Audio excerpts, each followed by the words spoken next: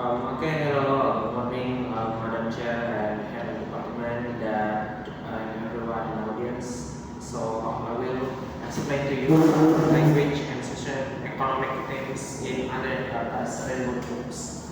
So here's the thing: it's all about how we are going to identify some literature classics, especially that is so famous in Indonesia. So I think that is one of the most important decision of why I'm choosing this topic, because we will take a look on how the socioeconomic themes is going to be discussed in the book.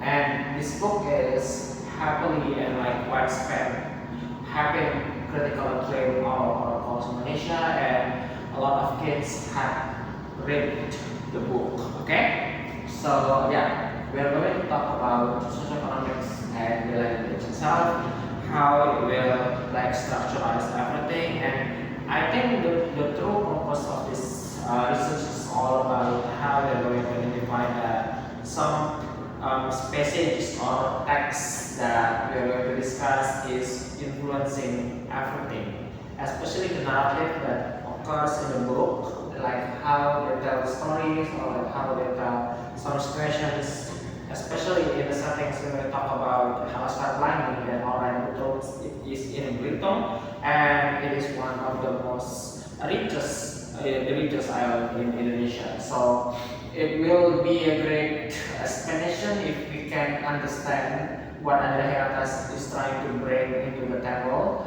especially the discussion about why it is very important to have a knowledge or education within those passages all over the book. So, Rainbow Troops is original title is Laskar Pelangi, as we know.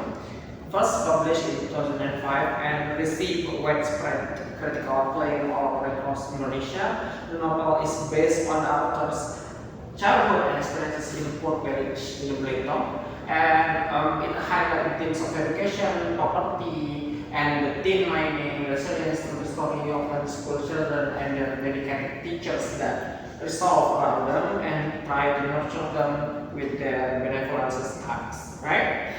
So, straightforward into the research question, and there are two research questions in this matters. Firstly, how does Hirata use language to portray socioeconomic themes in Rainbow Troops? And secondly, what role does dialogue play in highlighting the challenges and aspirations of the characters?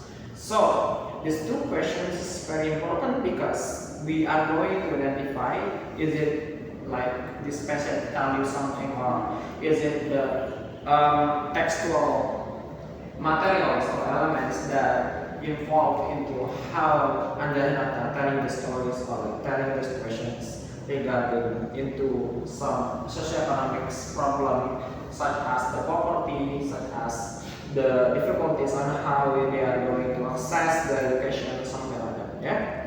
So next, literature review. We think that there is a gap in here because previous studies have examined the novel's impact on Indonesian literature and education, but scholars have discussed Hirata's use of vivid imagery, which means that there have been expansion about local dialects to bring authenticity to the story.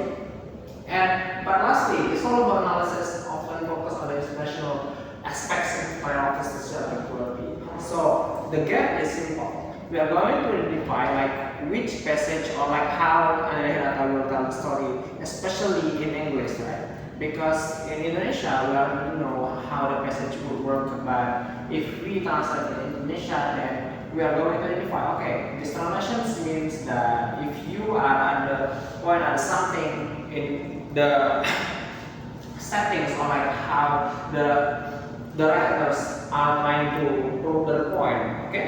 But that is the thing that's going to be so massive if we can find this gap, and we are going to understand that regarding the research questions previously. But the methodology is simple. The research employs a qualitative approach, specifically a textual analysis, because we are going to see what is going on within the passages.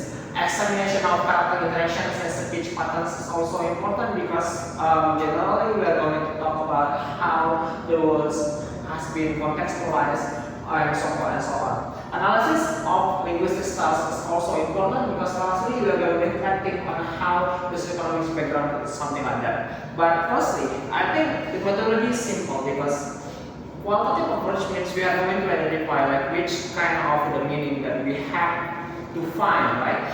But there's something like that because we know descriptive analysis is very important also. So qualitative is the best way to approach it. But why not quantitative? We say that when we have the source of the book or like the translation company that we can find, like when we can find the textual analysis, then it's already enough, and then we are going to find the tensions like, okay, this chapter telling you this another chapter telling you this, and like the twist or something like that, the plot, and so forth and so on. So this is the result, okay? Firstly, we're going to talk about Iqozul. Iqozul is one of the main protagonists. But the thing is, in the language itself, it uses the descriptive and reflective language. It means that its narration blends optimism with the hostilities of the poverty. For example, in the passage itself, like Iqozul's description of school and friends highlight both the challenges they face and the determination.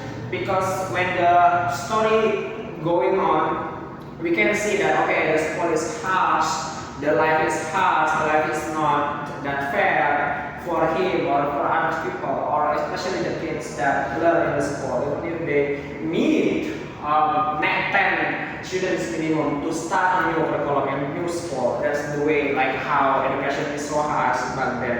Okay. But secondly, it's all about Lintang. Lintang is very important because when we talk about Lintang, it means that he is the gem in the story. Lintang's speech is marked by intelligence and curiosity.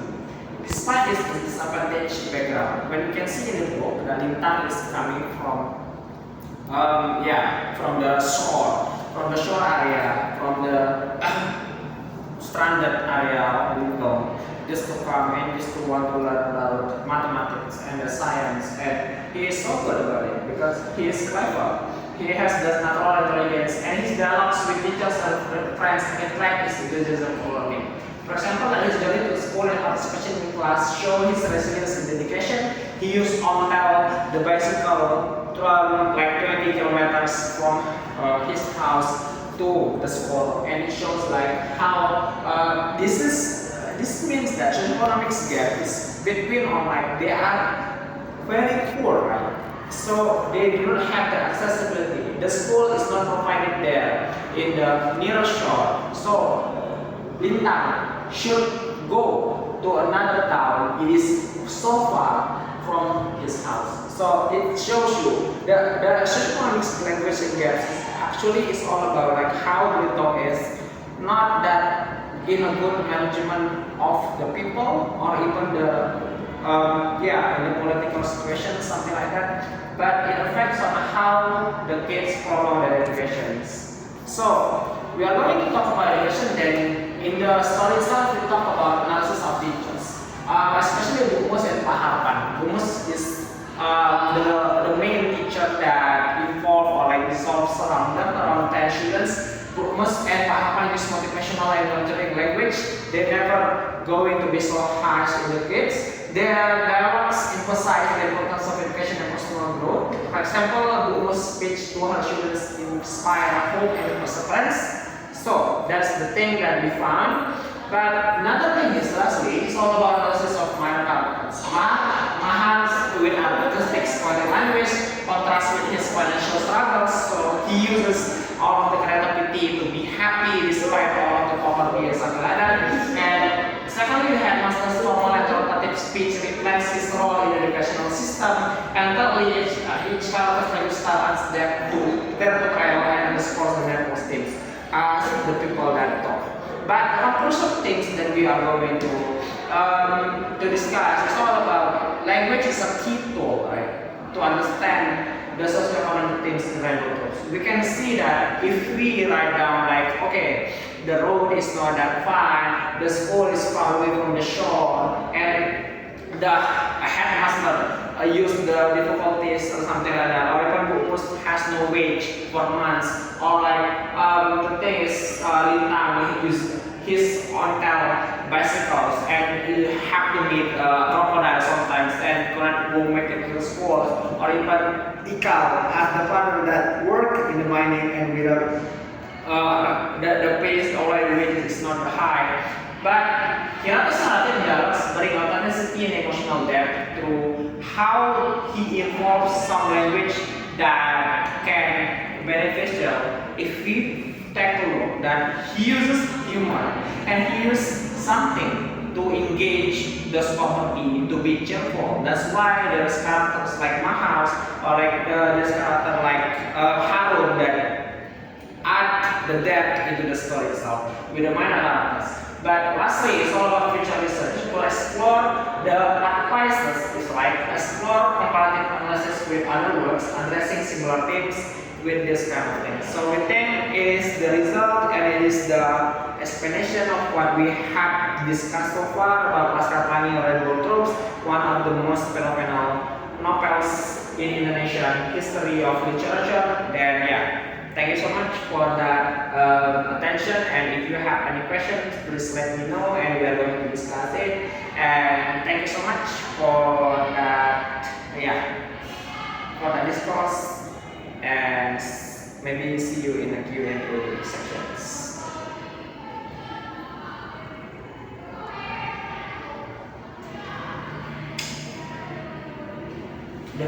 Enough?